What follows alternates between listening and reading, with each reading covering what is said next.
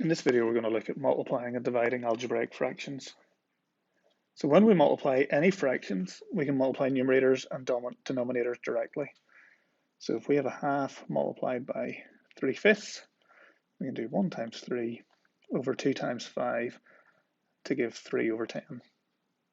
So there's no need to find the common denominator. That's only whenever we're adding and subtracting fractions, and that normally makes this a lot more difficult. Now, one other thing that we can do whenever we're multiplying numerical fractions, so if we had 4 over 7 multiplied by 9 over 16, what we can do is we can divide common factors. So we can say that the 4 and the 16 are both divisible by 4, so we could cancel those out to give a 1 and a 4.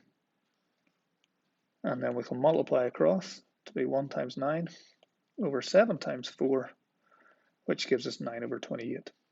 And that makes life a little bit easier by cancelling out a common factor.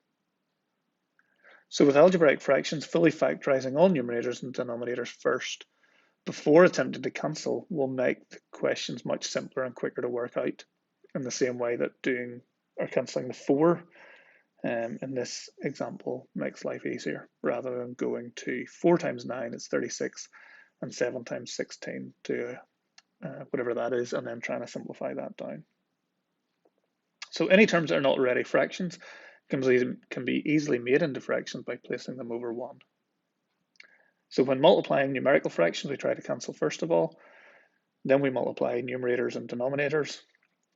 When we're dividing by a fraction, we take the reciprocal, so we turn the fraction upside down. So remember, if we have 7 over 10 divided by 3/5, we would do 7 over 10 multiplied by 5 over 3. So the same is still going to be applied here within multiplying and dividing algebraic fractions. So example A, 2 over x times 5 over x. So we try and look for common factors, and there's nothing that we can divide top and bottom with. So then what we're going to do is we'll multiply across. So 2 multiplied by 5 over x multiplied by x is going to give us 10 over x squared. In example B, we get 3xy over 4x divided by 5y over 4x squared y. So we've got a division. So the fraction we're dividing by, turn upside down and multiply. And we're going to get 3xy over 4x multiplied by 4x squared y over 5y. And now what we want to try and do is cancel common factors from the top and the bottom. So we can see if 4 is common in the top, so we can cancel those out. And there's a y with the 3xy and a y with a 5y, we can cancel those. There's also an x on the denominator, and there's an x squared in the top, so we can cancel that out. And that's all the cancelling we can do. So multiplying across the top, we get 3x multiplied by x. And whenever we cancel, those should all go to 1, really, technically. So then we've got 1 multiplied by 5. 3x times x is 3x squared, and 1 times 5 is 5, so the answer is 3x squared over 5. So example C, one thing that we can notice at the start is it's dividing by, so we're going to have to take the reciprocal or turn this fraction upside down and write it as a multiply. The other thing, there's brackets everywhere, so what we've got is that everywhere has been factorized.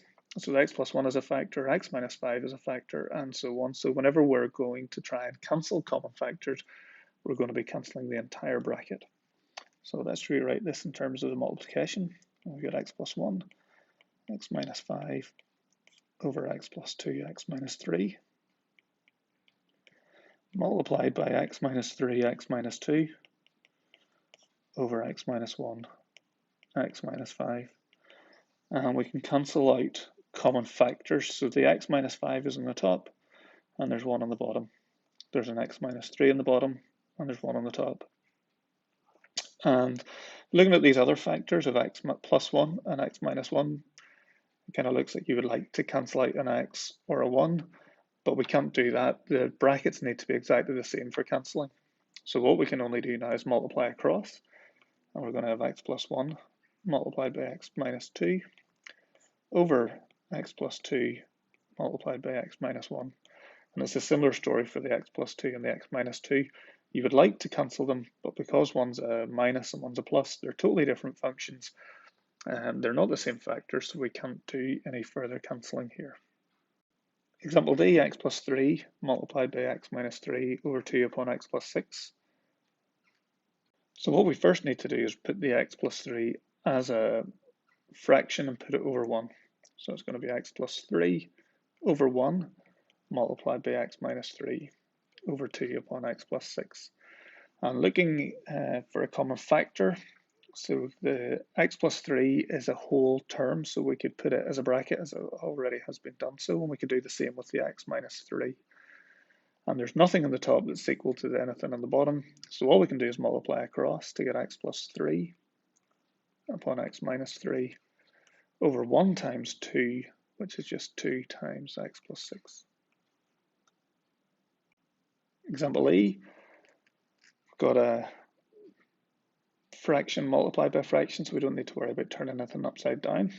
And we can look to see where we can cancel top and bottom. So we can see that there's an x plus 2 common and an x plus 2, so we can get rid of those.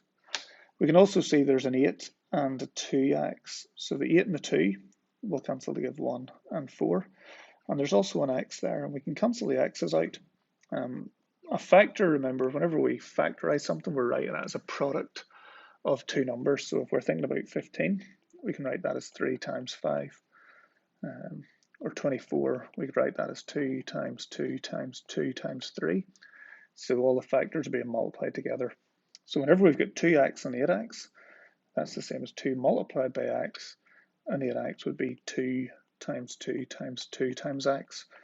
So what we're doing is we're cancelling out a common factor between the 8 and the 2 of 2 to leave 1 and 2, and a common factor of x, because these are all multiplied together, so they're in a factorized form. So expanding, multiplying across, we've got x minus 2 multiplied by 1, so that's x minus 2. And on the bottom, we've got 4 multiplied by x plus 1. So the key thing about this example is you cancel factors, so cancel brackets with brackets.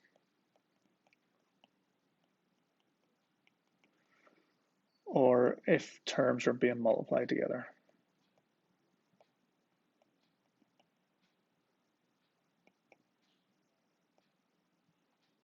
Example F, we've got x plus 1 over x plus 2 divided by a fraction. So the first thing we're going to do here is turn the divided into multiply.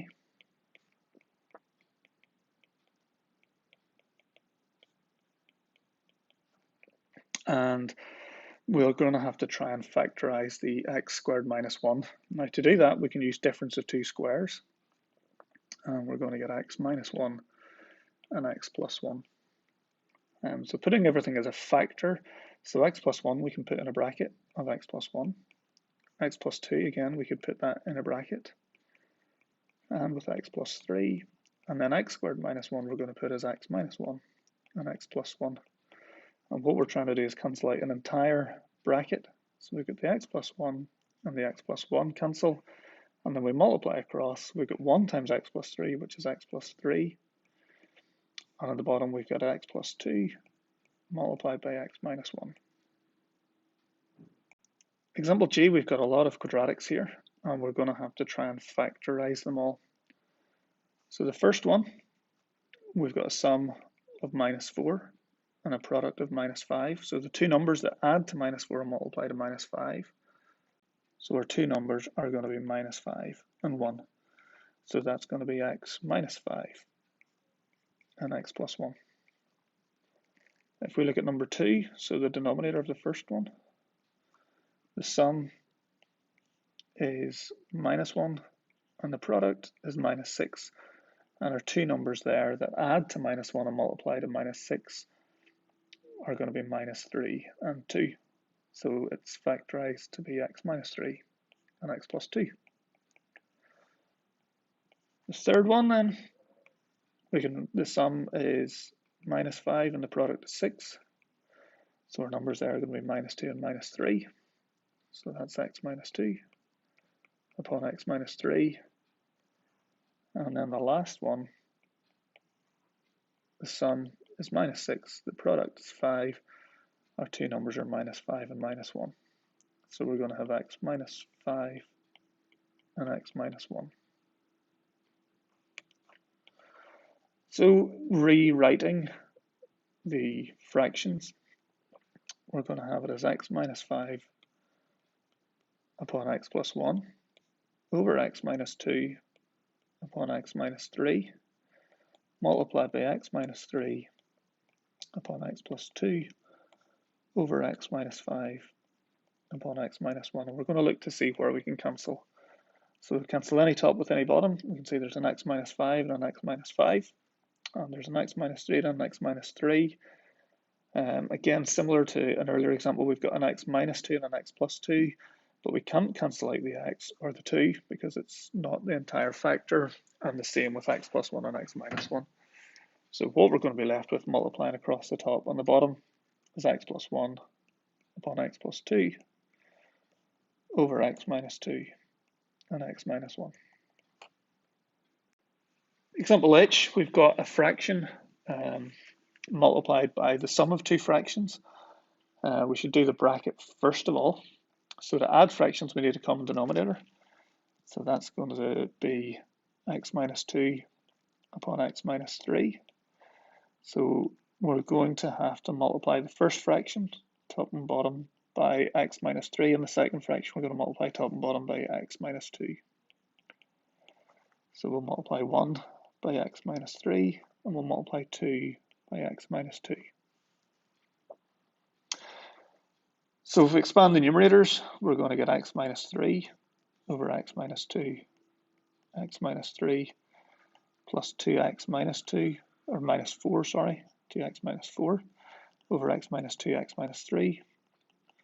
And then we add the numerators.